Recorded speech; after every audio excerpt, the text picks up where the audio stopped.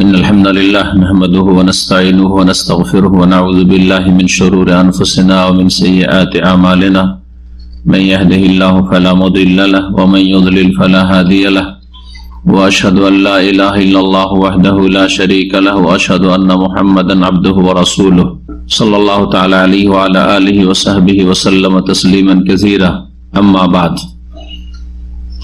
فقد قال الشارح الشيخ علامة صالح الفوزان حفظه الله تعالى إثبات تنزيل القرآن من الله تعالى وقوله تعالى وهذا كتاب أنزلناه مبارك وقوله لو أنزلنا هذا القرآن على جبل لرأيته خاشعا متصدعا من خشية الله وقوله تعالى وإذا بدلنا آية مكان آية والله أعلم بما ينزل قالوا إنما أنت مفتر بل أكثرهم لا يعلمون قل نزله روح القدس من ربك بالحق ليثبت الذين آمنوا وهدى وبشرى للمسلمين ولقد نعلم أنهم يقولون إنما يعلمه بشر لسان الذي يلحدون إليه عجمي وهذا لسان عربي مبين মহান আল্লাহর সমস্ত প্রশংসা যে আল্লাহ রাব্বুল আলামিন কোরআন কারীম নাযিল করেছেন যা তার বাণী কালামুল্লাহ যা সাত আকাশের উপর থেকে লৌহ মাহফুজ থেকে আল্লাহ রাব্বুল আলামিন প্রথম আকাশে নাযিল করেছেন একবারই যা ছিল লাইলাতুল কদরে আর তারপরে রব্বুল আলামিন সেখান থেকে নবী করিম সাল্লাল্লাহু আলাইহি ওয়াসাল্লামের নবুয়তের জীবন যে 23 বছরের এই 23 বছরে যখন যেমন প্রয়োজন বোধ করেছেন আল্লাহ রাব্বুল আলামিন যখন যেমন সমস্যা দেখা দিয়েছে তখন তেমন বিষয় সম্পর্কীয় আয়াত নাযিল করেছেন 13 বছর মক্কাতুল মুকাররমায় এবং 10 বছর মদিনা মুনাওয়ারায় এই 23 বছরে পুরো কোরআন কারীম জিবরাইল আলাইহিস সালাম মারফত নবী মুহাম্মদুর রাসূলুল্লাহ সাল্লাল্লাহু আলাইহি ওয়াসাল্লামের উপর নাযিল হয়েছে। গত সপ্তাহে আমাদের 13তম পর্ব ছিল আল আকিদা আল ওয়াসিতিয়ার আকীদা সম্পর্কে ইসবাতুল কালাম লিল্লাহি তাআলা মহান আল্লাহর বাণীর প্রমাণ।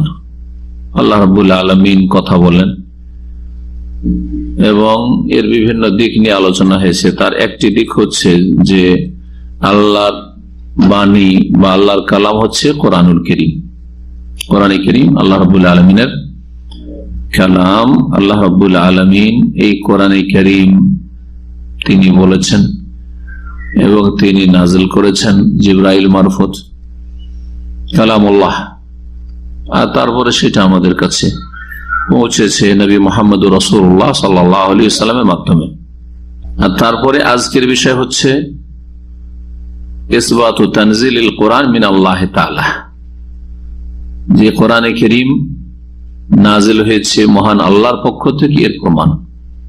আগেরটা ছিল কোরআনে কারীম আল্লাহর কালাম, আল্লাহর বাণী, আর আল্লাহর বাণী নাযিল হয়েছে কার পক্ষ থেকে?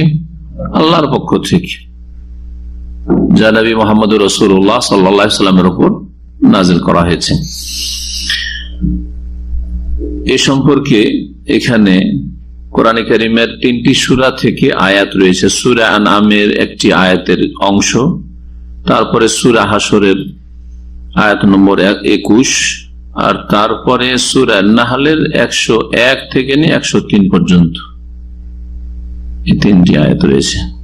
এই আয়াতগুলির আলোকে কোরআন কারীম যে মহান আল্লাহ নাযিলকৃত কিতাব এবং তার বাণী এ সম্পর্কে যা শাইখুল ইসলাম ইমাম ইবনে তাইমিয়া রাহিমাহুল্লাহ বর্ণনা করতে চেয়েছেন তা আপনাদের সামনে সংক্ষেপে পেশ করছি। আজকে বলছেন আল্লামা শেখ সালেহ ফৌজান হাফিজাহুল্লাহ ইসবাতু তানজিলিল কোরআন মিন আল্লাহ তাআলা, কোরআন কারীম যে মহান আল্লাহর পক্ষ থেকে নাযিলকৃত কিতাব তার প্রমাণ। কোরআন যে নাযিল হয়েছে, কোরআন নাযিল হয়েছে, নাযিল হওয়া উপর থেকে হয়, তাই না? নাযিল হওয়া মানে নেমে আসা, অবতীর্ণ হওয়া। অবতীর্ণ হওয়া শুনলেই মানুষ কি বুঝে যে সেটা উপর থেকে এসছে, তাহলে কোরআন কারীম নাযিল হয়েছে মানে উপর থেকে এসছে। কোনখান থেকে? আকাশ থেকে এসছে, আসমান থেকে এসছে, আসমানের উপর থেকে এসছে। মহান আল্লাহ তাহলে কোথায় আছেন? হ্যাঁ, আসমানের ঊর্ধ্বে, আসমানের ভিতরে না, আসমান সমস্ত 7 আকাশের ঊর্ধ্বে, সমস্ত সৃষ্টির ঊর্ধ্বে রব্বুল আলামিন তার আরশে সমুন্নত, এই বিষয়টি আলোচনা হয়েছে। তার পক্ষ থেকে লৌহে মাহফুজে যা লেখা ছিল তা আল্লাহ রব্বুল আলামিন নাজিল করেছেন। কোরআন কারীম নাজিল হয়েছে, এর থেকে খণ্ডন হয় এই কথার মক্কার কাফেরদের, যে মক্কার কাফেররা বলতো যে এই মুহাম্মদ নিজে রচনা করে, অথবা মুহাম্মদ সাল্লাল্লাহু আলাইহি সাল্লামকে কেউ শিখাচ্ছে, কেউ শিখিয়ে দিচ্ছে, তিনি তো লেখাপড়া জানেন না, তো যদি ওরা নিজেই রচনা করে তো মানুষ বিশ্বাস করবে না।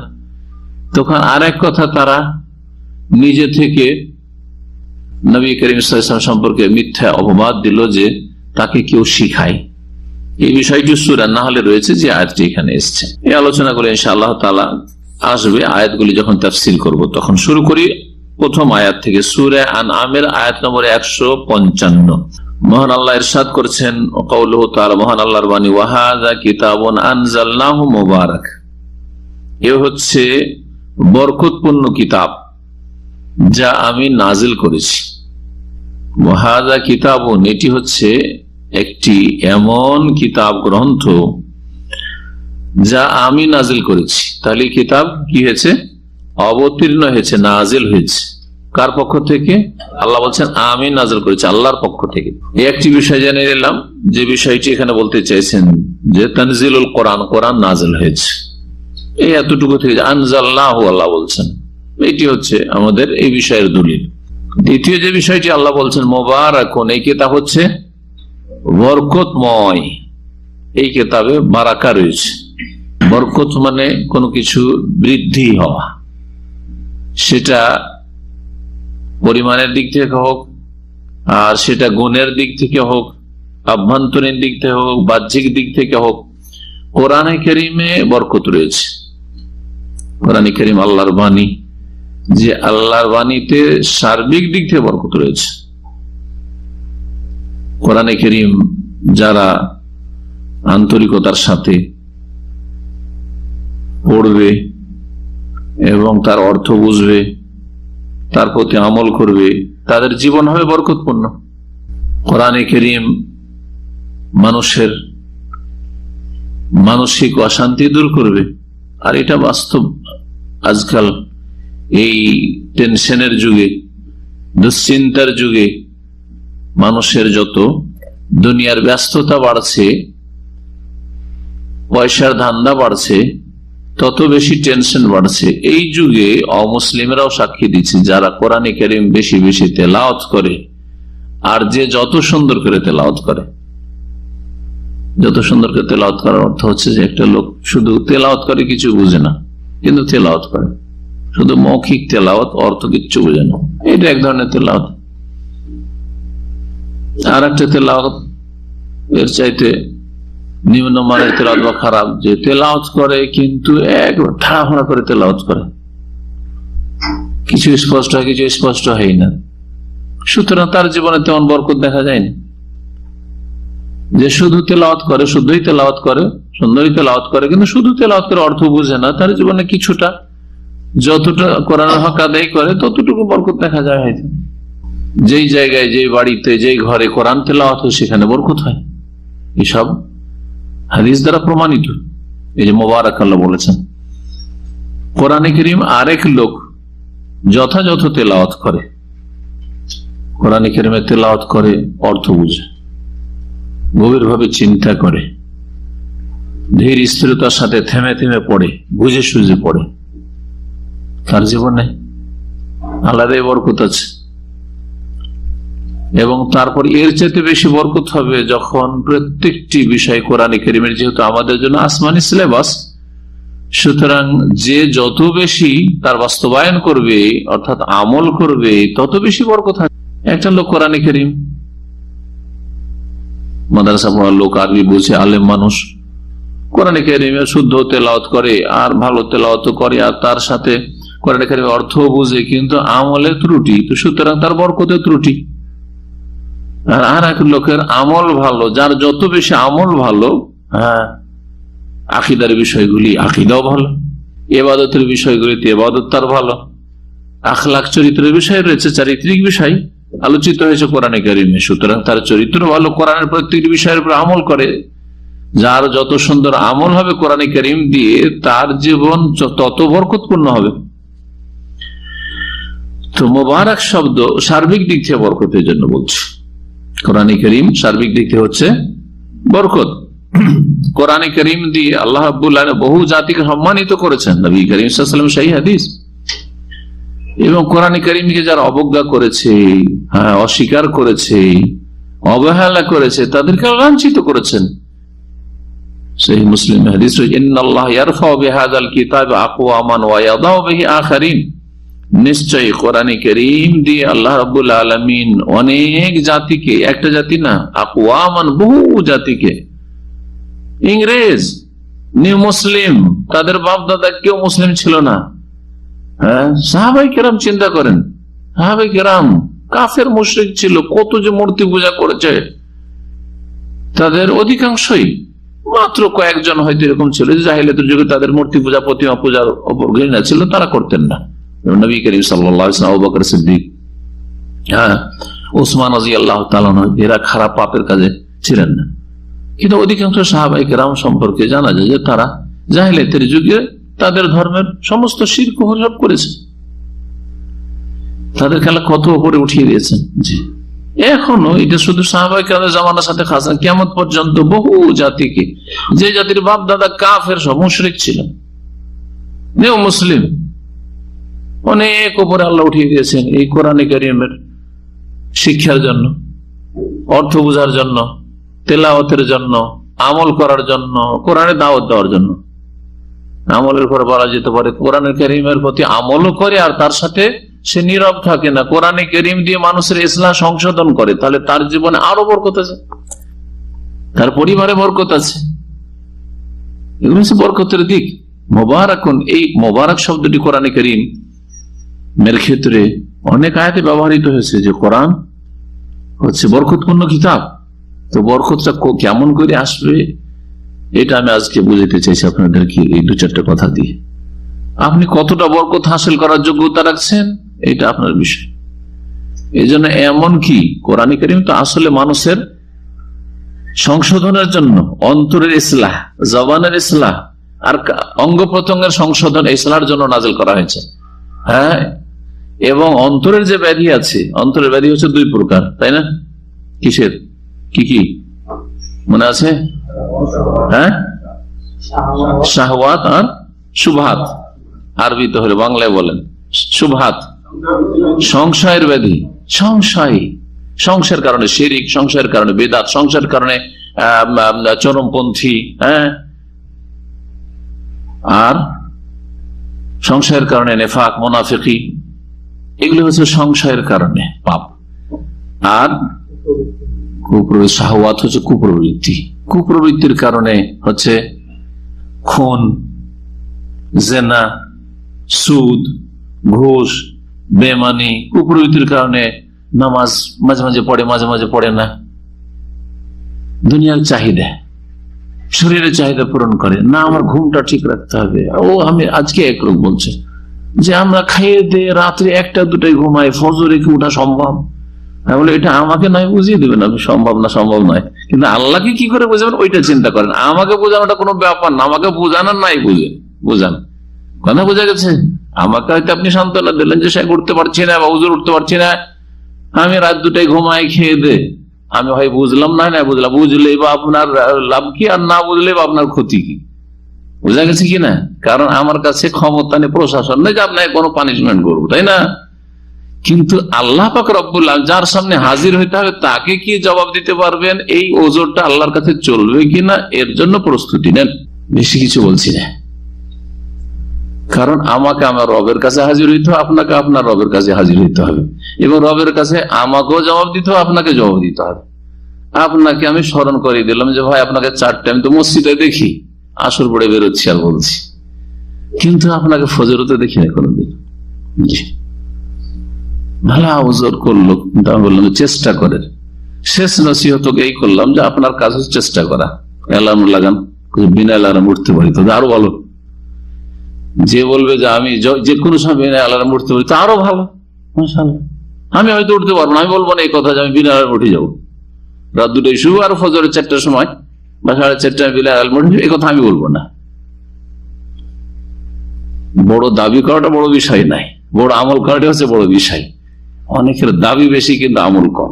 জি হ্যাঁ, কথা হচ্ছে যে আপনি উঠার জন্য চেষ্টা রাখেন, তাহলে আল্লাহকে বলতে পারেন যে আল্লাহ অনেক চেষ্টা করেছিল উঠার, রাত 2টায় ঘুমাইতাম আর তারপরে ওঠার চেষ্টা করেছি, অ্যালার্ম বেজেছে, দিশাই পাইনি, উঠতে পারিনি, তাহলে আল্লাহ হয়তো শুনে নেবেন কোনোদিন, তাই না? যে হ্যাঁ ঠিক আছে, মাঝে মাঝে তোর ওজোর কবুল, কিন্তু গোটা মাস উঠতে পারি না, চলবে? আল্লাহর কাছে ওজোর প্রস্তুতি নেন। আমার কথা হচ্ছে যে কখন যে আল্লাহর সামনে হাজির হইতে হবে কেউ বলতে পারবেন না। আপনি ওখানে পার পাবেন কি না, মুক্তি পাবেন কি না, এটা আপনার চিন্তা হওয়া উচিত। কুপ্রবৃত্তির কারণে ফজরে শুয়ে থাকা, জি রোগ, তো কোরআনে কারীম আল্লাহ আসলে নাযিল করেছেন কিসের জন্য? এই কুপ্রবৃত্তির রোগ আর এই সংশয়ের রোগ দূর করার জন্য। এই দুটো রোগ হচ্ছে কলবের, হৃদয়ের রোগ। তবে শরীরের রোগও ভালো হয় কোরআনে কারীম দিয়ে, এটা হচ্ছে কোরআনে কারীমের অধিক বরকতের একটা দিক। এই ক্ষেত্রেও মনে রাখবেন যে যে যত সুন্দর কোরআনে কারীমের তেলাওয়াত এবং দম তেলাওয়াত করে আর তার উপর আমল করবে, তার দমে তার এই কোরআনে কারীম পড়ে ফুক দেয় বা শরীরের চিকিৎসার ক্ষেত্রে বেশি কাজ হবে, এটাও মনে রাখবেন। এই জন্য দেখা যায় যে আপনিও সূরা ফাতিহা পড়ে ফুক দিচ্ছেন আর আরেকজন সূরা ফাতিহা পড়ে ফুক দিচ্ছে, আপনার ফুকে কিছু হয় না, আরেকজনের ফুকে ভালো হয়ে যায়। এটা কোরআনে কারীমে বরকত আপন জায়গায় ঠিক আছে, কিন্তু কার মাধ্যমে তেলাওয়াতটা হচ্ছে এই ক্ষেত্রে বরকতের কম বেশি হবে। জি, এই কোরআনে কারীম যে মোবারক, এই কথা বোঝাচ্ছিলাম। এইরকমই কোরআনে কারীমের আলোচনা দেখেন, আপনারা সবাই শুনছেন, হয়তো একটি কথা কোরআনে কারীমে বললাম যে ফজরের নামাজ যে পড়ে নিল সে হচ্ছে মুমিন, জামাতে যে পড়ে নিল। আর যে ফজরে উঠতে পারে না তার মধ্যে অবশ্যই ইমানে এমন ঘাটতি আছে যেটাকে মুনাফিকি বলেছেন নবী করিম সাল্লাল্লাহু আলাইহি ওয়াসাল্লাম, নিফাক, কপটতা। আল্লাহর কাছে কি জবাব দিতে পারবেন এইটা চিন্তা করেন। আমি কফিলকে জবাব দিতে পারলাম, আমি শেখকে জবাব দিতে পারলাম, আমি বাপকে জবাব দিতে পারলাম, পারি না, আমি আর কাউকে জবাব দিতে পারলাম, এতে কোনো কাজ হবে না। আপনি আল্লাহকে কিভাবে জবাব দিতে পারবেন এটা চিন্তা করেন। এই কথাই কোরআন সুন্নাহর কথা বললাম। এতে থেকে কেউ বেশি উপকৃত হলেন, কেউ কম উপকৃত হলেন, একটু চেষ্টা রাখছেন এখন আজকে থেকে, কেউ উপকৃত হলেন না, অথচ একই কথা সবাই শুনলেন, তাই না? এটা হচ্ছে বরকতে কম আর বেশি। তো কোরআনে কারীম মোবারক বলছিলাম, সূরা আনাম আয়াত 155। যে বিষয়টি এখানে দেখাবার বিষয় সেটা হচ্ছে কোরআন আল্লাহ নাযিলকৃত কিতাব, এটা দেখাবার জন্য আয়াতটি নিয়ে আসা হয়েছে। দ্বিতীয় আয়াত সূরা হাশরের আয়াত নম্বর 21, মহান আল্লাহ বলছেন, লাউ আনজালনা হাযাল কুরআনা আলা জাবাল, আমি আল্লাহ যদি অবতীর্ণ করতাম এই কোরআন কারীম কি আলা জাবালিন, কোন পর্বতের উপর, পাহাড়ের জন্য, পর্বতের উপর মানে পাহাড়ের জন্য। মানুষের জন্য আল্লাহ নাযিল করেছেন, জিনদের জন্য নাযিল করেছেন যে তোমাদেরকে কোরআনের বাস্তবায়ন করতে হবে, কোরআনের প্রতি ঈমান নিয়ে আসতে হবে, কোরআন কারীমের তেলাওয়াত করতে হবে, কোরআন কারীমের অর্থ বুঝতে হবে, কোরআনের প্রতি আমল করতে হবে, কোরআনের দিকে দাওয়াত দিতে হবে। রয়েছে কোরআন কারীমের হক, এগুলি যেদিকে ইঙ্গিত করলাম। আমার একটা আলোচনা আছে 1 ঘন্টার বেশি, কোরআন কারীমের হক। জি, কোরআন কারীমের হক, তাতে সবগুলি হককে 5টা পয়েন্টে আলোচনা করা হয়েছে। এই কোরআন কারীমের হক, প্রথম হক হচ্ছে ঈমান নিয়ে আসে, বিশ্বাস করতে হবে এটি আল্লাহর নাযিলকৃত কিতাব, বাণী, আল্লাহর বাণী, আমাদের জন্য সম্বোধন। যেমন আপনার কোম্পানির অর্ডার পালন করেন একেবারে পুঙ্খানুপুঙ্খ ভাবে, কিসের জন্য? বেতনটা ঠিক থাকে জানা, 1 মিনিট এইটুকু দিকে না, ডিউটি 6টায় 6টায়, 5 মিনিট দেরি করলে স্যালারি কাটা হবে, যা করবেন না। কিন্তু আল্লাহ রাব্বুল হুকুমের ক্ষেত্রে যিনি সৃষ্টিকর্তা বেপরোয়া। কোরআন কারীম বলছিলাম যে আল্লাহ নাযিল করেছেন আমাদের জন্য, মানুষ এবং জিনের জন্য। এই কোরআনে কারীম যদি পাহাড়ের জন্য নাজিল করতেন এবং পাহাড় পর্বতকে আল্লাহ যদি আমাদের মতো জ্ঞান বুদ্ধি সেন্স দিতেন, আল্লাহ ইচ্ছাগুলি দিতে পারতেন। আমাদের যেমন বোধ শক্তি দিয়েছেন, আবার আমাদের পাশে আমাদের চাইতে দেখতে সুন্দর মানুষ পাগল, হ্যাঁ পাগল পাগল পাগল খানাতে রাখা আছে, দেখতে আমার চাইতে আপনার চাইতে সুন্দর আছে না নাই?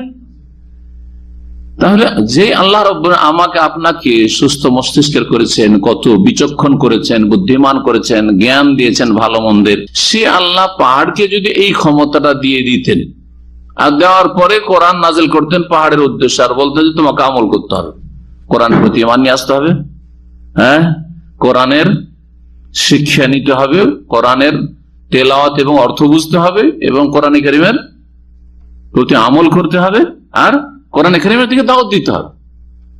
লাউ আনজালনা হাযাল কোরআন আলা জাবাল, তো পাহাড়ের উদ্দেশ্যে কোরআন নাজিল করার উদ্দেশ্য হচ্ছে এই কথা বলার যে পাহাড়কে যদি মানুষের মতো করে দিতাম, আর পাহাড়কে বলতাম যে কোরআনের দায়িত্ব তোমাকে দেওয়া হইলো, কোরআনের মুকাল্লাফ বানানো হইলো, যেমন আমাদেরকে কোরআনের বিধি বিধানের দায়িত্ব দেওয়া হয়েছে যে এগুলি পালন করা তোমাদের জন্য ফরজ, আবশ্যক।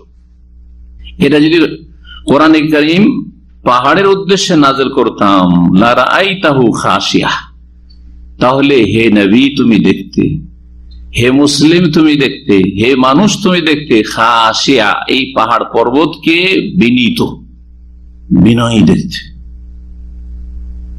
জি, বিনয়ী, যার অন্তর নরম, অন্তর কেঁপে উঠে, হ্যাঁ জি, মুতাসাদ্দিআ এবং বিদীর্ণ দেখতে, চূর্ণ বিচূর্ণ দেখতে। তাসাদ্দা মানে ফেটে যাওয়া। মিন খাশিয়াতিল্লাহ, কেন? এক তো বিনয়ী, পাহাড় পাথর, তারপরে বিনয়ী নরম দেখতে, আর কি দেখতে? চূর্ণ বিচূর্ণ হয়ে যাচ্ছে পাহাড়। কিসের জন্য? মিন খাশিয়াতিল, আল্লাহর ভয়ে, যে কোরআনের দায়িত্ব আমার উপর চাপানো হয়েছে, এই কোরআনের প্রতি আমাকে ঈমান নিয়ে আসতে হবে যথাযথ, আর কোরআনে কারীমের শিক্ষা লাভ করতে হবে, কোরআনে কারীমের জ্ঞান অর্জন করতে হবে, ইলম শিক্ষা ফরজ এই কোরআনের, কোরআনে কারীমের প্রতি আমল করতে হবে, কোরআনে কারীমের দিকে অন্যদেরকে দাওয়াত দিতে হবে। এই কাজগুলি যদি আমি ফরজ করে দিতাম পাহাড়ের উপর, তাহলে এই অবস্থা হইতো কার? পাহাড় পর্বতের, অর্থাৎ পাথরের। কিন্তু মানুষের অন্তর পাথর চাইতেও বেশি শক্ত, অধিকাংশ মানুষের, যে তাদের অন্তর এত শক্ত হয়ে গেছে, এত নিষ্ঠুর হয়ে গেছে, এত গাফেল হয়ে গেছে যে কোনো পরোয়াই নেই, শোনেও শোনেন না, বরং শুনলে গায়ের জ্বালা হয়। অনেক মুসলিম আছে, কাফেরদের কথা বাদ দেন, গান দেন ঠিক শুনবে, গজল দেন শুনবে, সঙ্গীত দেন শুনবে, হ্যাঁ, আর শিল্পীদের এসব যেগুলো বলে জাগরণী দেন, খুব মজা লাগছে। এমনকি এমন ভাষাও, বাংলা ভাষাও না, বাঙালি জাতিকে যদি উর্দু হিন্দি গান দিয়ে দেন তাও শুনবে, কেরালা দিল শুনবে। এই আরব ফাসেক গুলো গাড়িতে দেখেন যুবক ছেলেরা ইংলিশে শুনে একটা অক্ষর বুঝে না, হিন্দি গান শুনে একটা অক্ষর বুঝে না, কিন্তু কোরআনের আওয়াজ গেলি মনে হচ্ছে কিয়ামত হয়ে গেল, এত কষ্ট লাগে, কোরআন বরদাস্ত হয় না। যারা যত বেদিন তাদের অবস্থা তত এইরকম। সুবহানাল্লাহ। আল্লাহ কথা বলতে চাইছেন, প্রথম কথা আমাদের যেটা দেখাবার বিষয়, এখানে শেখুল ইসলাম ইবনে তাইমিয়া রাহিমাহুল্লাহ এই আয়াত নিয়ে এসেছেন যে কোরআন আল্লাহ নাজেল করেছেন আমাদের উদ্দেশ্যে। যদি আমাদের উদ্দেশ্যে নাজেল না করে পাহাড় পর্বত পাথরের উদ্দেশ্যে নাজেল করে, তাহলে এই অবস্থা হইতো এই পাহাড় পর্বত। তাহলে আমাদের আখলাক, চরিত্র, আমাদের অন্তরের অবস্থা, আমাদের আমলের অবস্থা কেমন হওয়া উচিত। তৃতীয় আয়াত, যেখানে তিনটি আয়াত রয়েছে সূরা নাহলের আয়াত নম্বর 101 থেকে 103, মহান আল্লাহ বলছেন ওয়াইযা বাদদালনা আয়াতাম মাকানা আয়া, যখন আমি একটি আয়াতের পরিবর্তে আর একটি আয়াতকে নিয়ে আসি, নাজিল করি। যখন একটি আয়াতকে আর একটি আয়াত দ্বারা বদল করি, মানে একটি আয়াত নাজিল করেছিলাম, রোহিত করলাম, মনসুখ, এখানে নাসিখ মানসুখের কথা বলা হচ্ছে, রোহিত করে দিলাম সে আয়াতের তেলাওয়াত এবং তার হুকুম, অথবা হুকুম আছে তেলাওয়াত মনসুখ করলাম, বিভিন্ন রকমের মনসুখ রোহিতের প্রকরণ রয়েছে বিভিন্ন। যখন আমি একটি আয়াতকে আর একটি আয়াত দ্বারা পরিবর্তন করি, মানে নাসিখ মানসুখ করি, আগের হুকুমটাকে রোহিত করলাম, পরে আর একটি হুকুম নিয়ে আসলাম। ওয়াল্লাহু আ'লাম বিমা ইউনাজ্জিল, আল্লাহ বেশি ভালো জানেন যে তিনি কি নাজেল করছেন বা করবেন। এই বিমা ইউনাজ্জিল এটা হচ্ছে আজকের বিষয়বস্তুর সাথে সম্পর্ক বিষয়, যে আল্লাহ কি নাজেল করছেন। তার মানে কোরআনে কারীম যে আলোচনা চলছে এটা কি নাজেল কি, তো আল্লাহর পক্ষ থেকে তানজিল, নাজেল কি তো মুনাজ্জাল। যখন একটি আয়াতের পরিবর্তে আর একটি আয়াত আমি নাজিল করি, কালু, তখন আরব মুশরিকরা, মক্কার মুশরিকেরা তারা বলতো নবী মুহাম্মদ সাল্লাল্লাহু আলাইহি সাল্লামকে যে আমার কোন খেল তামাশা, কালকে একটা আয়াত শোনালে বলছে না ওইটা এখন নাই, এইটা আয়াত, কালকে একটা হুকুম বললে আজকে আর একটা হুকুম, এটা আবার কেমন কথা হলো। ইন্নামা আনতা মুফতার, হে মোহাম্মদ তুমি মিথ্যা রচনাকারী। জি, তুমি মিথ্যুক। কেন মিথ্যু বলতো? যে তোমার কথা একরকম না, কালকে আয়াত বলছে না এটা না, এখন এইটা। রহস্য বুঝতো না, নাসিখ এবং মানসুখ, আল্লাহ যে আগের হুকুমটাকে রহিত করলেন, নতুন হুকুম বিধান কেন আল্লাহ নিয়ে আসলেন, এইসব রহস্য ঈমান থাকবে তাহলে তো বুঝবে, শ্রদ্ধা থাকবে তাহলে তো বুঝবে। না ঈমান আছে না শ্রদ্ধা আছে আল্লাহর কালামের, আল্লাহর বাণীর, সুতরাং তারা নবী মুহাম্মদ সাল্লাল্লাহু আলাইহি ওয়াসাল্লামকে মিথ্যাবাদী বলতো, তো মিথ্যা রচনাকারী। ইফতিরা মানে মিথ্যা রচনা করা। ইন্নামা আনতা মুফতার, মুফতারিয়ুন বাল আকসারুহুম লা ইয়ালামুন, এরা কেন নবী সাল্লাল্লাহু আলাইহি ওয়াসাল্লামকে মিথ্যা রচনাকারী বলতো? কারণ তাদের অধিকাংশই জানে না, অধিকাংশ মানুষ অবুঝ, জানে না। বরং তাদের অধিকাংশই, আরবদের অধিকাংশই বা মানব জাতির অধিকাংশ লা ইয়ালামুন, জানে না, যার ফলে নবী করিম সাল্লাল্লাহু আলাইহি ওয়াসাল্লামকে বলছে যে তুমি মুফতারি, মানে তুমি মিথ্যা রচনাকারী। কুল, হে নবী তাদেরকে বলে, নাযালাহু রূহুল কুদুস মির রাব্বিকা, এই কোরআনে কারীমকে নিয়ে নেমেছে, কোরআনে কারীমকে অবতীর্ণ করেছে, কোরআনে কারীম নিয়ে নাজিল হয়েছে রূহুল কুদুস, পবিত্র আত্মা। রূহুল কুদুস মানে, কুদুস মানে হচ্ছে পবিত্র, আর রূহ মানে হচ্ছে আত্মা। পবিত্র আত্মা বলতে কাকে বোঝানো হয়েছে? জিবরাইল আলাইহিস সালামের নাম জিবরাইল, জিবরিল, রূহুল কুদুস আর রূহুল আমিন। আর শুধু রূহ, শুধু আর রূহ, পাঁচটা নাম। জিবরাইল, জিবরাইলকে জিবরিলও পড়া যায়, হ্যাঁ, জিবরিল ও মিকাইল, কোরআনে জিবরিল রয়েছে, কোন কোন কিরাতে জিবরাইল রয়েছে। তো জিবরিল, জিবরাইল, আর রূহুল কুদুস পবিত্র আত্মা, আর রূহুল আমিন বিশ্বস্ত আত্মা, আর শুধু আর রূহ আত্মা। যেমন সূরা কদরে, ইন্না আনজালনাহু ফি লাইলাতুল কদরি ওয়া মা আদরাকা মা লাইলাতুল কদর, লাইলাতুল কদর খায়রুম মিন আলফি শাহর, তানাজ্জালুল মালায়েকাতু ওয়ার রূহু, এই যে রূহ। জি, রুহুল আমিন কোরআনে নাযালা বিহি রুহুল আমিন, সূরা শুআরা রয়েছে নাযালা বিহি আর রুহুল আমিন, এই কোরআন কারীম নিয়ে নেমে এসেছে আর রুহুল আমিন বিশ্বস্ত আত্মা, সেখানে আর রুহুল আমিন বলা হয়েছে। তো হে নবী তুমি জানিয়ে দাও যে দেখো আমি মিথ্যা রচনা করি না, আর কালকে মন গড়া, আমি মন গড়া বলেছিলাম আয়াত, আর আজকে আবার মন গড়া কথা বলছি, এমনটা নয়, বরং রুহুল কুদুস পবিত্র আত্মা এটাকে অবতীর্ণ করেছে, মানে আল্লাহর কাছ থেকে নিয়ে অবতরণ করেছে, মির রব্বিকা, তোমার রবের পক্ষ থেকে, হে নবী, বিল হাক্কে, সত্য সহকারে।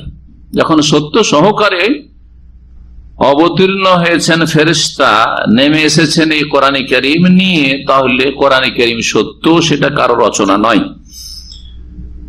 লিউসাব্বিতাল্লাযীনা আমানু, যাতে করে ঈমানদার বিশ্বাসীদেরকে অটল রাখেন বা দৃঢ় প্রতিষ্ঠিত করেন, ওয়া হুদান, এবং কোরআনে কারীম হচ্ছে পথ প্রদর্শক। হুদান মানে হাদিয়ান, হুদান মাসদার, ইসম ফাইলের অর্থে যারা আরবি গ্রামার বোঝেন, কোরআন হচ্ছে পথ প্রদর্শক, দিক নির্দেশনা দানকারী। অবুশরা লিল মুসলিমিন, এবং মুসলিমদের জন্য কোরআন কারীম হচ্ছে সুসংবাদ, মুসলিমদের জন্য সুসংবাদ। কারণ সুসংবাদ কাকে দেওয়া হয়? ভালো মানুষের জন্য সুসংবাদ, খারাপের জন্য তার সুসংবাদ হয়নি, তাই না? জি। যে কোরআনে কারীমের কথা বিশ্বাস করবে আর কোরআনে কারীমের অনুযায়ী আমল করবে, কোরআনে কারীমের হক আদায় করবে, তার জন্য সুসংবাদ রয়েছে। আর যারা কোরআনে কারীমের প্রতি বিশ্বাস করবে না, কোরআনে কারীমের হক আদায় করবে না, কোরআনে কারীমের প্রতি আমল করবে না, তাদের জন্য সতর্কবাণী রয়েছে। তাদের জন্য কি রয়েছে? বুশরার জায়গায় রয়েছে ইনজার, জি, সতর্কবাণী রয়েছে। এই জন্য নবী মুহাম্মদ সাল্লাল্লাহু আলাইহি সাল্লামের দুটো গুণ বলা হয়েছে কোরআনে কারীমে, বাশিরান আর নাজিরা। বাশিরান মানে সুসংবাদ দাতা। কাকে সুসংবাদ দিয়েছেন? মুমিন মুসলিম বিশ্বাসীদেরকে সুসংবাদ দিয়েছে, তোমাদের জন্য জান্নাত রয়েছে, তোমাদের দুনিয়ায় আল্লাহ রাজি, মওতের সময় আল্লাহ রাজি তোমাদের উপর, মওতের পরে কবরের জীবনে, বারজাখী জীবনে তোমাদের কোনো চিন্তা নেই, সুসংবাদ রয়েছে। ফালা খাউফুন আলাইহিম ওয়া লা হুম ইয়াহজানুন, সুসংবাদ। বিচার দিবসে কোনো চিন্তা নেই, সুসংবাদ। আর সতর্কবাণী করেছেন রাসূলুল্লাহ সাল্লাল্লাহু আলাইহি ওয়াসাল্লাম কাফেরদেরকে, মুশরিকদেরকে, মুনাফিক কপটদেরকে, ফাসিক গুনাহগারদেরকে, যে যতটা পাপ করবে ততটা সাবধান থাকো। হ্যাঁ, আযাবের ঝুঁকি, শাস্তির ঝুঁকি আছে। তুমি শাস্তি থেকে, আযাব থেকে নিরাপদ নয়, তুমি নিরাপদ নও, তোমার জন্য রিস্ক অবশ্যই আছে। জি হ্যাঁ, যেমন রাস্তা থেকে যে যত খারাপ জায়গাতে গাড়ি না হবে তার জন্য তত রিস্ক রয়েছে। অনেক সময় রাস্তা থেকে গাড়ি এক একটু নামে, হ্যাঁ, কিন্তু এক একটু নামে হয়তো বাঁচবে, রিস্ক কম আছে, তারপর রিস্ক আছে না নাই? কিন্তু যে যত বেশি রাস্তা থেকে নেমে যাবে তত বেশি তার জন্য রিস্ক আছে না নেই? জি হ্যাঁ, ঠিক ওই রকমই যারা ইসলামের যে সিরাতে মুস্তাকিম সেখান থেকে এইদিকে ওই দিকে নেমে যাবে, যে যতটা নামবে দূরে যাবে আল্লাহ প্রদত্ত পথ থেকে এবং নবী করিম সাল্লাল্লাহু আলাইহি সাল্লামের বাতলানো রাস্তা থেকে, তার জন্য ততটা ঝুঁকি রয়েছে, তার ততটা সতর্কবাণী রয়েছে, ইনজার, সাবধান। জি, এই কারেন্টের খাম্বাগুলো থাকে না, হ্যাঁ, ওখানে কি লেখা থাকে? হ্যাঁ, ডেঞ্জার লেখা থাকে, জি, সতর্ক করা থাকে। জি, ঠিক তেমনি নবী মুহাম্মদ সাল্লাল্লাহু আলাইহি সাল্লাম নাযীর বা মুনজির, ইন্নামা আনতা মুনজির ওয়া লিকুল্লি কওমিন হাদ। আল্লাহ বলছেন, হে নবী, তুমি একজন সতর্ককারী এবং প্রত্যেক সম্প্রদায়ের হেদায়েতকারী আমি পাঠিয়েছি, নবী পাঠিয়েছি। মুসলিমদের জন্য সুসংবাদ। কিন্তু মুসলিম মানে জাতিতে মুসলিম হইলে হবে নাকি? না, আকীদায় মুসলিম হইতে হবে, ইবাদতে মুসলিম হইতে হবে, আখলাক চরিত্রে মুসলিম হইতে হবে। আপনার জীবনের প্রতিটি দিকে যথাসাধ্য মুসলিম হওয়ার চেষ্টা করতে হবে। আপনি পারবেন আর করবেন না, যতটা আপনি ঘাটতি রাখবেন ততটা আপনার জন্য সতর্কবাণী রয়েছে যে আপনি, আপনার জীবনটা হচ্ছে ঝুঁকিপূর্ণ। জাহান্নাম থেকে আপনি নিরাপদ না, কবর আযাব থেকে আপনি নিরাপদ না, দুনিয়ার আযাব গজব থেকে আপনি নিরাপদ না। এই হচ্ছে নবী সাল্লাল্লাহু আলাইহি ওয়াসাল্লামের ইনজার হওয়া, ইনজারের সতর্কবাণী করা। আর এই হচ্ছে নবী সাল্লাল্লাহু আলাইহি ওয়াসাল্লাম মুনজির হওয়া বা নাযীর হওয়া। আর সুসংবাদ, যতটা ভালো কাজ করে অবশ্যই সুসংবাদ। ওয়াবশিরু বিল জান্নাতিল্লাতী কুনতুম তুআদুন। আল্লাহ বলছেন যে মানুষ, মুমিনদের, সৎকর্মশীলদের যখন মওতের সময় আসে, ওই মওতের সময় ফেরেশতারা আল্লাহর পক্ষ থেকে আসে, মালায়েকা, চারিদিকে অনেক ফেরেশতা হাজির হয়। আমরা দেখি না, মুমূর্ষু ব্যক্তির চারিদিকে বসে আছে, কিন্তু ওই লোক দেখতে পাচ্ছে কিন্তু যে মুমূর্ষু, সে বুঝছে যে রহমতের ফেরেশতারা, বরকতের ফেরেশতারা, সুসংবাদদাতা ফেরেশতারা এসেছে। নেক লোক বুঝতে পারে। জি, কোরআনে কারীমে স্পষ্ট রয়েছে, ইন্নাল্লাযীনা ক্বালু রাব্বুনাল্লাহ সুম্মা ইসতাকামু তাতানাজ্জালু আলাইহিমুল মালায়েকা, ফেরেশতা নেমে আসে। আল্লাহ তাখাফু, কি বলে? ভয় করিও না, ওয়ালা তাহজানু, চিন্তা করিও না, কোনো দুশ্চিন্তা নেই তোমার, কোনো পেরেশানি নেই, টেনশন নেই। ওয়া আবশিরু বিল জান্নাতিল্লাতী কুনতুম তুআদুন, সুসংবাদ নিয়ে নাও বিল জান্নাহ, সেই জান্নাতের। কারণ ওই দিয়ে গেলে তো ওটাই বড় চিন্তা, আর তো কোনো চিন্তা নেই। হ্যাঁ, জান্নাত পেলে তো কাজ হয়ে গেল। ওই জান্নাতের ঘর ছাড়া তার কোথাও শান্তির জায়গা নেই, হয় জান্নাত নয় জাহান্নাম। জান্নাত না যেতে বললে জানো যে জাহান্নাম, আর কোনো উপায় নেই, তৃতীয় কোনো জায়গা নেই। ওয়াবশিরু বিল জান্নাতিল্লাতী কুনতুম তুআদুন, যে প্রতিশ্রুতি তোমাদের সাথে হয়েছে, যে ওয়াদা করা হয়েছে, সেই জান্নাতের সুসংবাদ নিয়ে না। নাহনু আউলিয়াউকুম ফিল হায়াতিদ দুনিয়া, দুনিয়া তো তোমাদের বন্ধু ছিলাম, ফেরেশতারা বলল, ওয়া ফিল আখিরাহ, আর পরকালেও তোমাদের বন্ধু। ওয়ালাকুম ফিহা মা তাশতাহি আনফুসুকুম, যা তোমাদের মন চাইবে সেখানে তাই রয়েছে। ওয়ালাকুম ফিহা মা তাদাউন, আর যা সেখানে ডিমান্ড করবে, তলব করে, তাই তোমাদের জন্য রয়েছে। নুজুলাম মিন গফুরির রাহিম। আল্লাহু আকবার। যিনি আল্লাহ বড় ক্ষমাশীল, গফুর, যিনি বড় দয়ালু, তার পক্ষ থেকে সেখানে আতিথ্য হবে।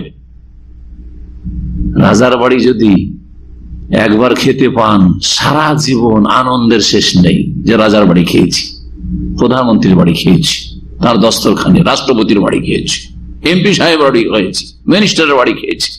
রাজা নেই, যারা খেয়েছেন তারা কিন্তু মাঝে মাঝে বন্ধু মহলে বয়ান করেন না? ঠিকই করেন। সবার সামনে না করলে খাস লোকদের সামনে অবশ্যই করেন, অথবা নিজের জন্য একটা গর্বের বিষয় মনে করেন।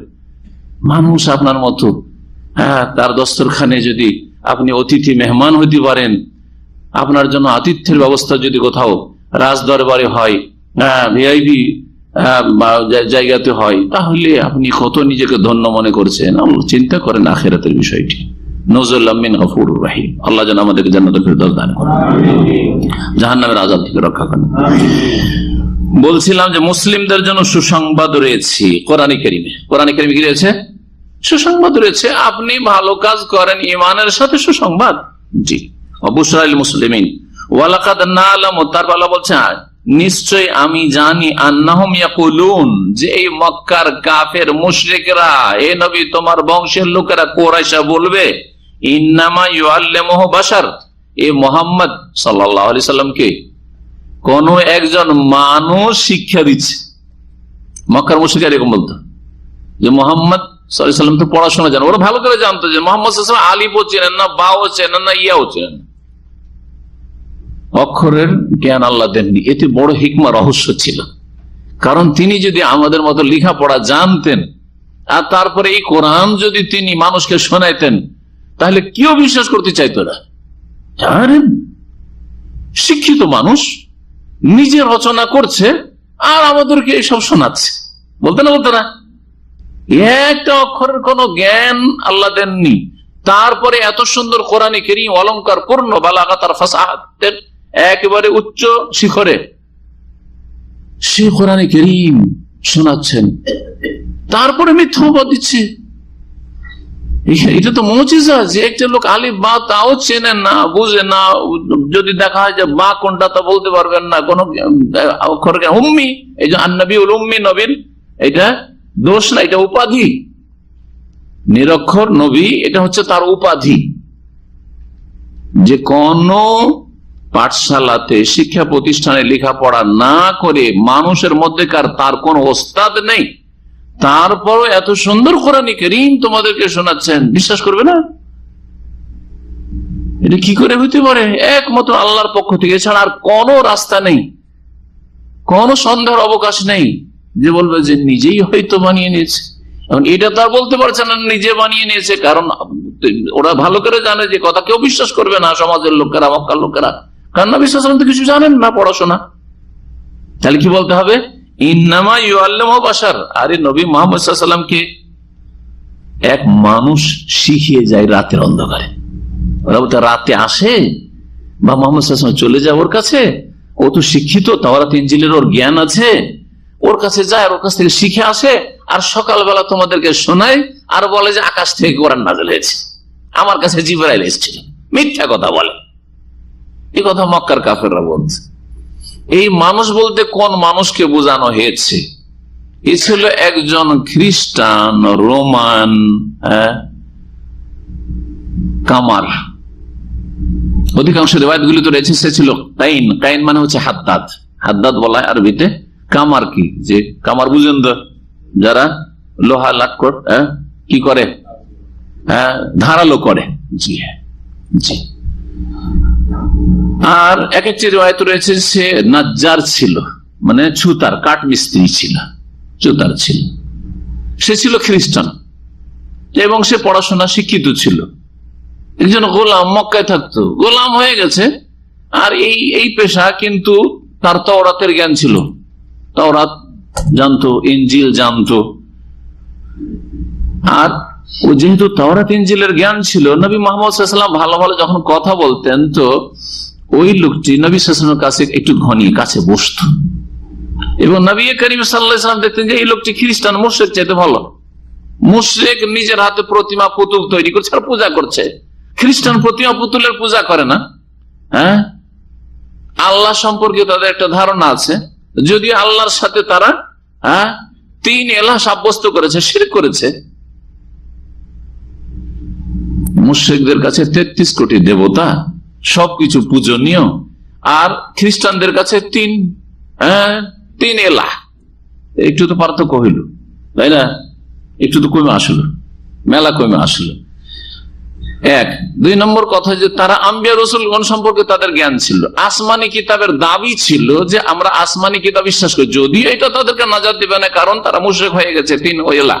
তবে তারা যদি নবী সাল্লাল্লাহু আলাইহি ওয়াসাল্লাম আসার আগে, নবী সাল্লাল্লাহু নবী হওয়ার আগে এক তৌহিদে, এক আল্লাহ বিশ্বাসী হইতো, তৌহিদে বিশ্বাসী, ঈসা আলাইহিস সালাম বিশ্বাসী, ঈসা আলাইহিস সালামকে আল্লাহর বান্দা বলতো, ঈসা আলাইহিস সালামকে আল্লাহর পুত্র বলতো না, তাহলে অবশ্যই জান্নাতে গেছে তারা। কারণ তখন সেটাই ছিল ইসলাম, সেটাই ছিল আল্লাহর মনোনীত দিন। নবী সাল্লাল্লাহু আলাইহি ওয়াসাল্লাম আসার পূর্ব পর্যন্ত, নবী সাল্লাল্লাহু আলাইহি ওয়াসাল্লামের নবুয়তের আগ পর্যন্ত কিন্তু তৌহিদের উপর থাকে, তৌহিদ যদি ঠিক থেকে থাকে আর ঈসা আলাইহিস সালাম সম্পর্কে সঠিক আকীদা থেকে থাকে। ঠিক ওই রকম আজকালকার মুসলিমদের কথা বলি, আজকালকার মুসলিমদের অনেকে শিরকি আকীদা রাখে, রাখে না? রাখে না? এক আল্লাহ বিশ্বাসী হইতে হবে। তাহলে এই শিরক যদি কবর, মাজার আর পীর, ওলি, গৌস, কুতুবরা উদ্ধার করতে পারে, দিতে পারে, তারা এই মনের কামনা বাসনা পূরণ করতে পারে, এই শিরক বর্জন করতে হবে। এক, তাই না? আচ্ছা, এটা বর্জন করলো ধরেন, কিন্তু নবী মুহাম্মদ সাল্লাল্লাহু আলাইহি ওয়াসাল্লাম সম্পর্কে এগুলো বর্জন করলো, পীর ওলি গুলো, কিন্তু নবী মুহাম্মদ সাল্লাল্লাহু আলাইহি ওয়াসাল্লাম সম্পর্কে যদি ভুল ধারণা থাকে, এমন ধারণা যে শিরকি ধারণা, নবী গায়েব জানতেন, আছে না এরকম বেদাতি মুসলিম সমাজে? নামাজ পড়ে মাথায় দাগ ফেলে দিচ্ছে, তাহাজ্জুদ ছাড়ে না, কিন্তু নবী আলমুল গায়েব, নবী হাজির নাজির, নবী সবকিছু দেওয়ার ক্ষমতা রাখেন। হ্যাঁ, নবী হায়াতুন নবী। কিন্তু বেদাতি তো কোটি কোটি বেদাতি ভারত, বাংলাদেশ, পাকিস্তান, যে নবী হায়াতুন নবী মরেননি, নবী বেঁচে আছেন, এখন বেঁচে আছেন, তো দাফন করা ভুল হয়েছে না? বেঁচে তেমন দাফন করা যায় নাকি? হায়াতুন নবী, হায়াত মানে কি? বেঁচে থাকা, ঠিক না? বেঁচে থাকা মানুষকে দাফন করা হারাম, ঠিক না? তাহলে এই যে হায়াতুন নবীর আকীদা, নামাজ করছেন, রোজা করছেন, যাকাত করছেন, হজ করছেন, সবকিছু করছেন, নবী বেঁচে আছেন, এই আকীদা নিয়ে নাজাত পাওয়া যাবে। এইরকম আকীদা নিয়ে নবীকে হায়াতুন নবী বলা আর খ্রিস্টানদের ঈসা আলাইহিস সালামকে আল্লাহর পুত্র বলা, অর্থাৎ কি? আল্লাহর পুত্র, আল্লাহর অংশ সাব্যস্ত করলো, আর নবী বেঁচে আছেন, হায়াতুন নবী মানে নবীও চিরঞ্জীব, আল্লাহও চিরঞ্জীব, আল্লাহর হায়াতের সাথে নবীকে শরীক করা, এখানেও শিরক, ওখানেও শিরক। যদি বলেন যে হায়াতুন নবী বলেও নাজাত পাবে, কেন নাজাত পাবে? নামাজ রোজা করছে। তাহলে খ্রিস্টান যদি বলে যে আল্লাহর পুত্র ঈসা আলাইহিস সালাম, নাজাত পাবে সেও, এটা বিশ্বাস করবেন? কখনো না। বরং কোরআন বলছে লাকাদ কাফারাল্লাযীনা ক্বালু ইন্নাল্লাহা সালিসু সালাসা, তারপরে আল্লাহ রাব্বুল আলামিন বলেছেন যারা আল্লাহর পুত্র বলেছে তারাও কাফের হয়েছে। এসব কথা কোরআনে কারীমে আছে, সূরা মাইদা পড়ে দেখেন। জি হ্যাঁ, তো আকীদা, বিশ্বাস আল্লাহ সম্পর্কে সহি হইতে হবে, শিরক মুক্ত হইতে হবে, তাহলে নাজাত পাওয়া যাবে। এখন মুসলিম সমাজে বহু এইরকম দাবিদার মুসলিম আছে, কিন্তু শিরকি আকীদা রাখে। ঠিক তেমনি খ্রিস্টানরা দাবিদার ছিল যে আমরা ঈসা আলাইহিস সালামকে মানি আর আল্লাহকে মানি, কিন্তু তাতে তারা শিরক করে ফেলেছিল, ভ্রান্ত আকীদা, আর মাধ্যমে তারা তাদের ঈমানকে নষ্ট করে ফেলেছিল। সুতরাং তারা আল্লাহ নাযিলকৃত দ্বীনের উপর ছিল না, নাজাত পাবে না। তবে সঠিক দ্বীনের উপর যদি থেকে থাকে তাহলে তারা নাজাত পেয়েছে। যেমন আজকাল যদি সঠিক দ্বীনের উপর কেউ ইসলামের উপর থাকে তাহলে নাজাত পাবে ইনশাআল্লাহ। বলছিলাম যে এই রুমি খ্রিস্টান গোলাম ছিল, এই গোলামের নাম সম্পর্কে তাফসীরে 4-5টা নাম এসেছে, বড় ইখতিলাফ আছে, শুধু নামের পিছনে পড়ে লাভ নেই। কেউ বলেছে ওর নাম ছিল আদ্দাস, আদ্দাস নামে একজন খ্রিস্টান দাস ছিল। কেউ বলেছে তার নাম ইয়াসার ছিল, কেউ অধিকাংশ মুফাসসির বলছেন তার নাম জাবর ছিল। এইরকম মেলা নাম তাফসীরের কিতাবাতে এসছে, নামটা বড় কথা নয়, এই ঘটনা দিয়ে এই আয়াতের তাফসীর করা। সেটা হচ্ছে যে মক্কার মুশরিকরা বলতো যে মুহাম্মদ সাল্লাল্লাহু আলাইহি ওয়াসাল্লামকে কোরআন রাতে কে শিখাচ্ছে? বাশারুন, একজন মানুষ। সে ছিল একজন খ্রিস্টান, যার কাছে তাওরাত ইনজিলের জ্ঞান ছিল, ওর কাছ থেকে শিখে আসছে। রাতে মুহাম্মদ সাল্লাল্লাহু আলাইহি ওয়াসাল্লাম যাই শিখে আসে আর সকালবেলা তোমাদেরকে কোরআন শোনায়। এটা আল্লাহ নাযিল করেন নাই। আল্লাহ কি বলেন তার আগে? যে রূহুল কুদুস, পবিত্র আত্মা জিবরাইল আলাইহিস সালাম নিয়ে নেমে আসে, মুহাম্মদ সাল্লাল্লাহু আলাইহি ওয়াসাল্লামের রচনা নয় এটা। তারপর আল্লাহ বলছেন যে কেমন করে তোমরা বলছো যে একজন রোমান, সে অনারব, তার মাতৃভাষা আরবি নয়, মাতৃভাষা আরবি নয়, আর সে মুহাম্মদ সাল্লাল্লাহু আলাইহি ওয়াসাল্লামকে শিখাচ্ছে। আর কি শিখাচ্ছে?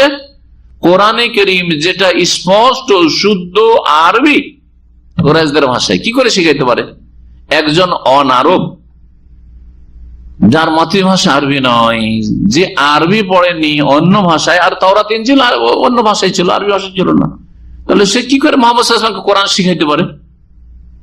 তাই বলছেন লিসানুল্লাযী ইউলহিদুনা ইলাইহি আজামি, যেই ব্যক্তির দিকে এরা উদ্দেশ্য করছে, বা যেই ব্যক্তিকে এরা উদ্দেশ্য করছে, তার ভাষা হচ্ছে অনারব, আজামি। যেই দাস কে তারা উদ্দেশ্য করছে যে এই দাস, এই গোলাম মুহাম্মদ সাল্লাল্লাহু আলাইহি ওয়াসাল্লামকে শিখায়, এ হচ্ছে আজামি, অনারব। ওয়াহাযা লিসানুন আরাবিয়্যুম মুবিন, আর এই কোরআনে কারীম হচ্ছে সুস্পষ্ট আরবি ভাষা। এই সুস্পষ্ট আরবি ভাষা মুহাম্মদ সাল্লাল্লাহু আলাইহি ওয়াসাল্লামকে অনারব একজন দাস, গোলাম কি করে শিখাইতে পারে? কোন যুক্তিতে তোমরা এই কথা বলছো? এই ছিল আয়াতগুলি, যেগুলি তাফসীর করলাম। এখন শেখ সালেহুল ফওজান যে কথাগুলি বলেছেন, দু চারটি কথা আপনাদেরকে শোনাই। প্রথম যে কথাটি শুরুতে বলেছি সেটা হচ্ছে যে শেখ সালেহুল ফওজান বলছেন, লাম্মা আওরাদাল মুআল্লিফ রাহিমাহুল্লাহ আল আয়াত আদ-দাল্লা আলা ইসবাতিল কালাম লিল্লাহি তাআলা, এর আগের চ্যাপ্টারে যখন ওই আয়াতগুলি নিয়ে এসেছেন লেখক শেখুল ইসলাম ইবনে তাইমিয়া রাহিমাহুল্লাহ, যে আয়াতগুলি আল্লাহর কালামের প্রমাণ বহন করে, 16টি আয়াত তাতে এসেছিল। ওয়ান্নাল কোরআনাল আযীম মিন কালামিহি সুবহানাহু, আল্লাহর কালামের প্রমাণ এর আগে চ্যাপ্টারে পেয়েছি। আর এখানে বলা হচ্ছে যে কোরআনে কারীম, কোরআনে আযীম হচ্ছে আল্লাহর কালাম, যা নাজিল করা হয়েছে।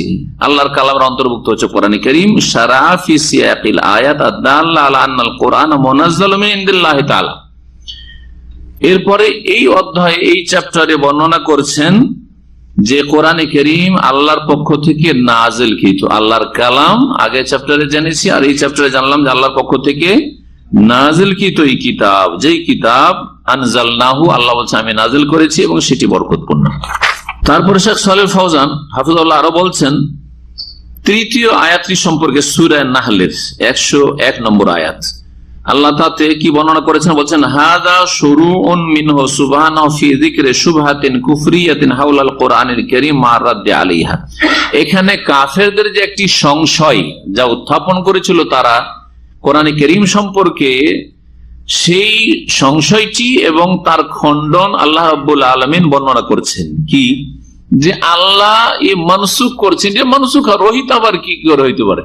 তাহলে মোহাম্মদের কথা একরকম কথা নেই, কালকে এক কথা, আজকে বলছে না ওইটা আয়াত না এইটা আয়াত, এখন ওই বিধান না এই বিধান, এটা মুহাম্মদ সাল্লাল্লাহু আলাইহি ওয়াসাল্লামের কথা। এই যে সংশয়, যে যখন রদ বদল হচ্ছে তার মানে এটা আল্লাহর কথা, আল্লাহর কথায় রদ বদল হইতো না, এটা হচ্ছে মক্কার কাফেরদের সংশয়, সন্দেহ। বলছেন শেখ সালেহ ফাউজান যে এই যে নাসিখ আর মানসুখ, মানে একটা বিধান আগের ছিল এখন রহিত করা হয়েছে, নতুন বিধান এসছে, এটা আল্লাহ কেন করেন? কোন কোন ক্ষেত্রে করেছেন। বলছেন ফাইন্নাহু মাবনিউন আলাল মাসালিহ আল্লাতী ইয়ালামুহা আল্লাহু সুবহানাহু। এই নাসিখ মানসুখ বা রহিত যে হয়ে থাকে শরীয়তের বিধানে, এতে অনেক রহস্য রয়েছে যেটা আল্লাহ সুবহানাহু ওয়া তাআলা বেশি জানেন। আমাদের আল্লাহকে শোকজ করতে বলা আর অধিকার নেই যে আল্লাহ তার সৃষ্টিকে বলবে এই বিধান মানতে হবে, আজ পর্যন্ত এই বিধান, আজকে থেকে এই বিধান। যিনি সৃষ্টি করেছেন, যিনি আদেশ নিষেধের মালিক, আল্লাহুল খালকু ওয়াল আমরু, যখন সৃষ্টি করেছেন আমাদেরকে আল্লাহ, তখন হুকুম করার অধিকারও তার। বাপ যদি আপনাকে জন্ম দিয়ে, মা যদি আপনাকে 10 মাস পেটে রেখে এই অধিকার দাবি করে যে আমি তোকে জন্ম দিয়েছি, যেভাবে চলতে বলছি ওইভাবে চলতে হবে, বলে না? বলে না? হ্যাঁ, যেই কাজ করতে বলছে ওই কাজ করতে হবে।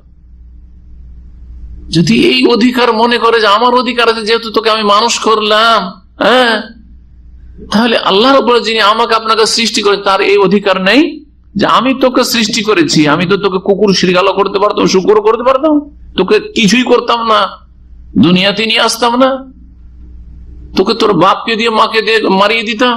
জি হ্যাঁ, এমনি মেরে দিতাম আমি অসুখ দিয়ে, পেট থেকে তোকে মৃত বের করতাম, বা গর্ভধারণই করতে দিতাম না তোর মাকে।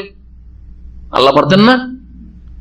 তো তোকে যখন আমি সৃষ্টি করেছি তখন হুকুম চলবে আমার। এই কথাটি কোরআনে কারীমের এই আয়াতে রয়েছে, যেদিকে ইঙ্গিত করলাম, আল্লাহ আল্লাহুল খালকু ওয়াল আমরু। শোনো ভালো করে যে আল্লাহরই সৃষ্টি, সুতরাং আল আমরু আদেশ কার চলবে?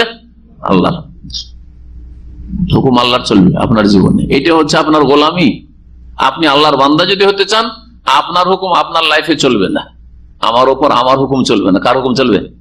আল্লাহর হুকুম চলবে। আজান হয়েছে, আল্লাহর হুকুম হয়েছে, মসজিদে যাও, আমার হুকুম চলবে না যে আমি শুইব। বোঝা গেছে কিনা? জি, এটা হালাল, আল্লাহ হালাল করেছেন বলে আমি পান করব, না হলে চলতো না আমার। বোঝা গেছে না? আমার হুকুম চলবে না, আমার ইচ্ছা চলবে না, আল্লাহর ইচ্ছা, আল্লাহর হুকুম চলবে। এটা যদি হারাম হয় তাহলে আমার জন্য হারাম। দেখেন, সারাদিন রোজাতে কিন্তু আমরা প্রমাণ করে দিচ্ছি, 11 মাস নাফরমানি করছি, রোজা রাতেও নাফরমানি করছি, কিন্তু সারাদিন কিন্তু এটা প্রমাণ করে দিচ্ছি, হ্যাঁ, যে সৃষ্টি করেছেন আল্লাহ বলে হুকুম চলছে আমার লাইফে। কার? সারাদিন। আপনাকে যদি লাখ টাকাও দেওয়া হয় তবু 1 লোকমা ভাত খাওয়ানো যাবে না রোজার দিনে, 1 ঢোক পানি খাওয়ানো যাবে না। কেন? হ্যাঁ, নেন, 1 লাখ টাকা পাবেন, 1 ঢোকে 1 লাখ টাকা পাবেন। কারণ আপনার জীবনে আপনি এটার বাস্তবায়ন করছেন, প্র্যাকটিক্যাল করছেন। আমার উপর হুকুম কার চলবে? আল্লাহর হুকুম। আল্লাহ বলছে রোজা পুরা করতে হবে সূর্য ডুবা পর্যন্ত। সেজন্য সূর্য ডুবার আগে চলবে না। সব ঠান্ডা হয়ে যাচ্ছে, ভাত ঠান্ডা হয়ে যাচ্ছে, তরকারি ঠান্ডা হয়ে যাচ্ছে, হ্যাঁ, আর ঠান্ডা জিনিস খেতেও ভালো লাগে না, তারপরও অপেক্ষা করে বসে আছে। নাসিখ মানসুখ, আল্লাহর এই অধিকার আছে যে আজ পর্যন্ত এই হুকুম, এখন এটা রহিত, এখন থেকে এটা মানতে হবে। আল্লাহর এই হুকুম আছে।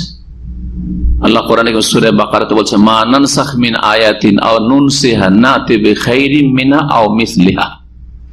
আমি যদি মা নানসাখ মিন আয়াতিন, কোন আয়াতকে রহিত করি, মনসুখ করি, আও নুনসিহা, অথবা সেটা তোমাদেরকে ভুলিয়ে দিই, মানে আমি এই বিধানকে উঠিয়ে নিই, নাতি বিখাইরিম মিনহা, ওর চাইতে ভালো বিধান নিয়ে আসবো, আও মিসলিহা, অথবা আমি তার মতো আরেকটি বিধান নিয়ে আসবো। তুমি কি জানো না যে আল্লাহ সবকিছুর উপর ক্ষমতাবান? আল্লাহর ইচ্ছে। আমার আপনার বলার এই অধিকার নেই যে মুসা আলাইহিস সালামের যুগে এটা জায়েজ ছিল, আমাদের যুগে কেন নাজায়েজ হলো? ঈসা আলাইহিস সালামের যুগে এটা জায়েজ ছিল, আমাদের যুগে কেন, আমাদের ইসলামে কেন নাজায়েজ হলো? এই অধিকার আমার আপনার নেই। নবী করিম সাল্লাল্লাহু আলাইহি সাল্লামের জীবদ্দশায় প্রথম দিকে মেলা কিছু নিষেধ ছিল, পরে অনুমতি হয়েছে। এর উল্টোটা হয়েছে, প্রথম হয়তো জায়েজ ছিল, পরে নিষেধ হয়েছে, অথবা প্রথম নিষেধ ছিল, পরে জায়েজ হয়েছে। যেমন 3 দিনের বেশি কোরবানির গোশত খাওয়া চলবে না, ছিল না জানা আছে? মদিনা আসার পর দেখলেন সবাই গরিব মানুষ, সপ্তাহ ধরে যে কোরবানি দিতে পারছে খাবে, আর গরিব একটা দিন গোশত পাবে না। 3 দিনে খেয়ে শেষ করতে হবে। 3 দিনে খেয়ে কি করতে হবে? শেষ করে 3 দিনের পরে কোরবানি গোশত খাওয়া যাবে না। দেখলেন একটু সচ্ছল হয়ে গেছে, কয়েক বছর পরে সচ্ছল হয়ে গেছে। এখন অধিকাংশ লোকই কোরবানি করতে পারছে, অসুবিধা নেই। এখন যদি সপ্তাহ খায়, 10 দিন খায়, অসুবিধা নেই।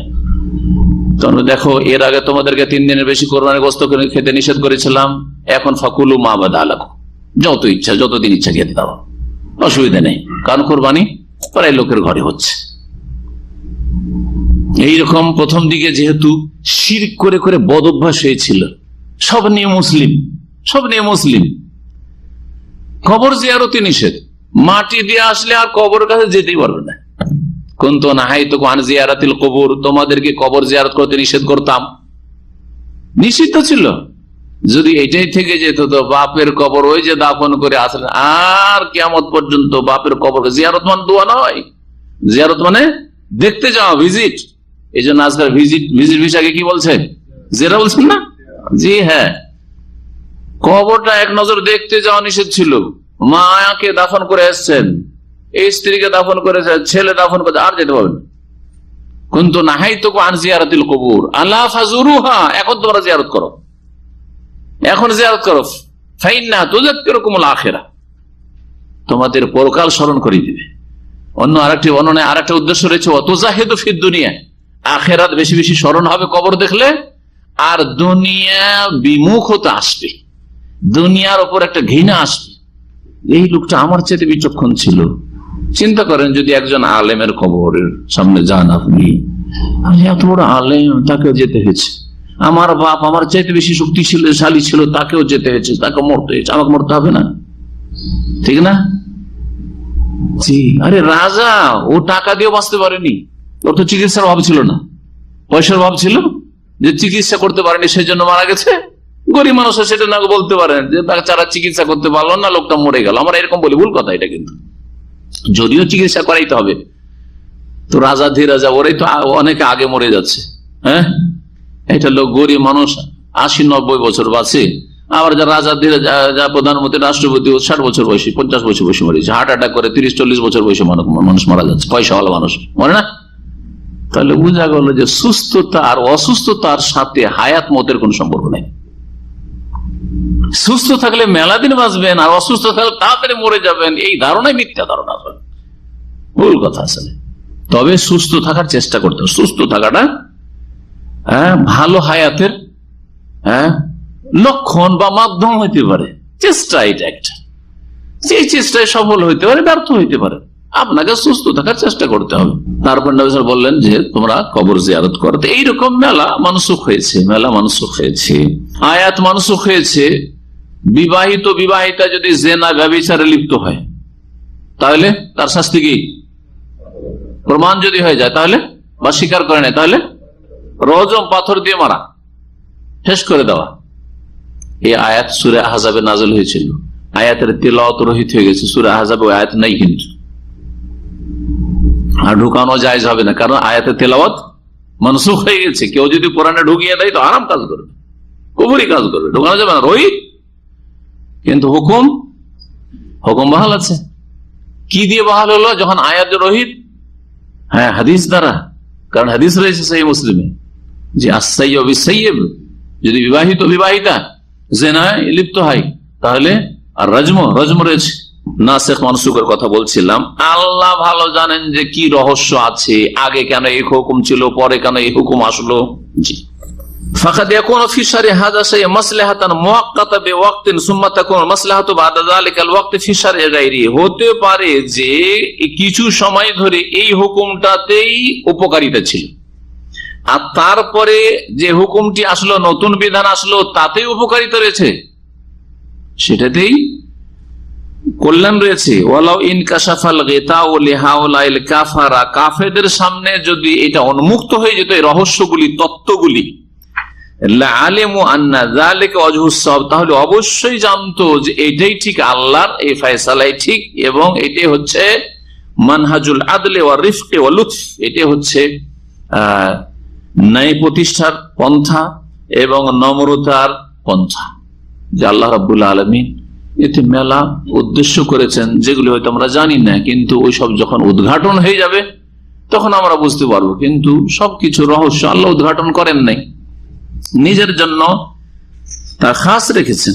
তারপরে তাদের রদ করা হয়েছে যে তারা ধারণা করতো যে মুহাম্মদ সাল্লাল্লাহু আলাইহি ওয়াসাল্লাম নিজের পক্ষ থেকে এটা রহিত ঘোষণা করছে। না, তিনি একটা নিজের পক্ষ থেকে বলছেন, আল্লাহ বলেছেন এইটা হুকুম, আল্লাহ বলছেন এইটা এখন ক্যান্সেল, রহিত, সেই জন্য নবীকে বলতে হচ্ছে। যেভাবে আল্লাহ বলেছেন নবী সাল্লাল্লাহু আলাইহি ওয়াসাল্লামকে, সেভাবে তিনি বলছেন। তার রদ করা হয়েছে, কুল নাযালাহু রূহুল কুদুস মির রাব্বিকা বলে এর রদ করা হয়েছে। তারপরে আরেকটি সংশয় ছিল, শেখ সালেহ ফাযল বলেছেন সুম্মা যাকারা সুবহানাহু শুবহাতান উখরা মিন শুবাহিম, কাফেরদের আরেকটি সংশয় কি, যেটা একটু আগে বললাম, যে মুহাম্মদ সাল্লাল্লাহু আলাইহি ওয়াসাল্লাম কে ওই দাস যে আছে না, ও তো তাওরাত ইনজিলের ভালো জ্ঞান রাখে, সেই শিখাচ্ছে।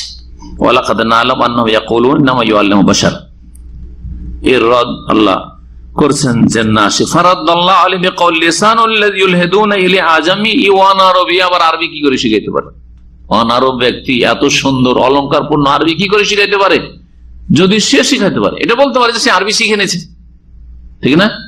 যে অনারব হইলো খ্রিস্টান, সে অনারব হইলো আরবি শিখে নিয়েছে তোমাদের মাঝে থেকে থেকে, তো আরবি শিখে একজন অনারব যদি এত সুন্দর কোরআন বলতে পারে, শিখাইতে পারে মুহাম্মদ সাল্লাল্লাহু আলাইহি ওয়াসাল্লামকে, তাহলে তোমাদের মধ্যে এত বড় বড় কবির আছে, এরা কোথায় গেল? তাদেরকে যে চ্যালেঞ্জ করা হলো কোরআনে কারিমে যে কোরআন হয় বিশ্বাস করো, আর বিশ্বাস না করলে কোরআনের মতো সূরা বা আয়াত নিয়ে এসো। তোমরা কেন পারছো না?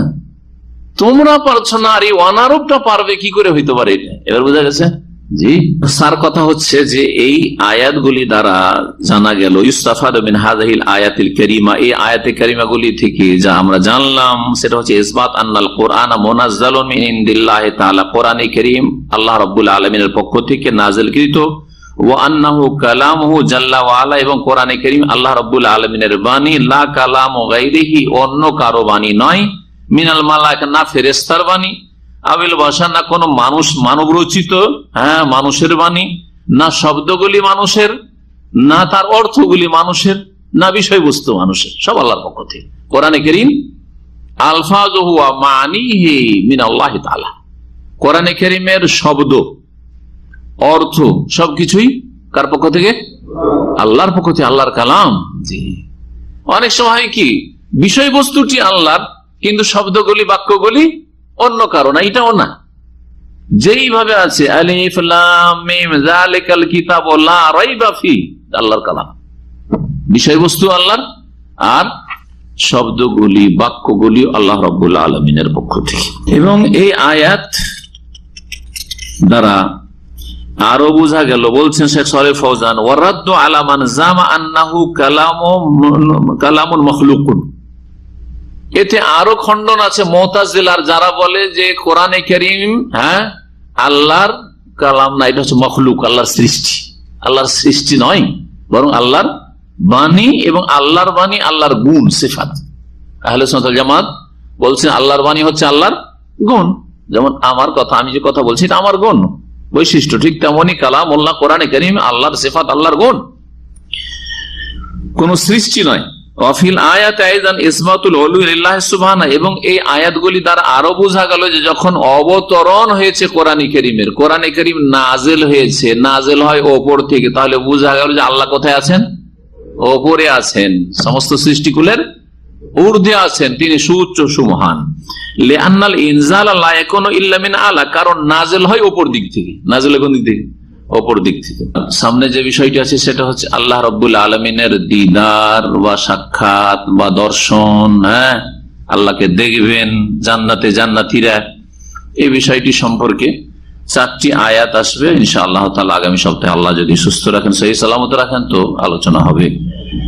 আল্লাহ রাব্বুল আলামিনের কাছে দোয়া করি আল্লাহ যেন আমাদের ভুল ত্রুটি মাফ করে দেন, আমাদের আকীদা, আমল, আখলাক সবকিছুর সংশোধনে আল্লাহ যেন তৌফিক দান করেন, আল্লাহ যেন আমাদেরকে দিন দুনিয়ার ক্ষেত্রে উন্নতি দান করেন, আল্লাহ যতদিন রাখবেন আল্লাহ বালা মুসিবত থেকে মুক্ত রাখেন, সুস্থ রাখেন, মানসিক শান্তি, শারীরিক শান্তি, পারিবারিক শান্তি, সামাজিক শান্তি, সব রকম আল্লাহ যেন শান্তি দান করেন। যেসব ভাইরা নতুন নতুন এসেছেন বিশেষ ভাবে, বা অনেকে পুরাতন আছেন কিন্তু কাজকর্ম নেই, আল্লাহ যেন কাজের ভালো ব্যবস্থা করেন, হালাল রুজিতে আল্লাহ বরকত দান করেন, হারাম থেকে বেঁচে থাকার আল্লাহ যেন তৌফিক দান করেন।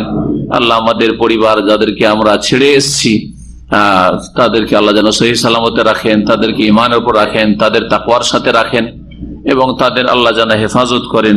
ওয়া সাল্লাল্লাহু ওয়া সাল্লাম আলা নবিয়িনা মুহাম্মদ ওয়া আলা আলিহি ওয়া সাহবিহি আজমাইন।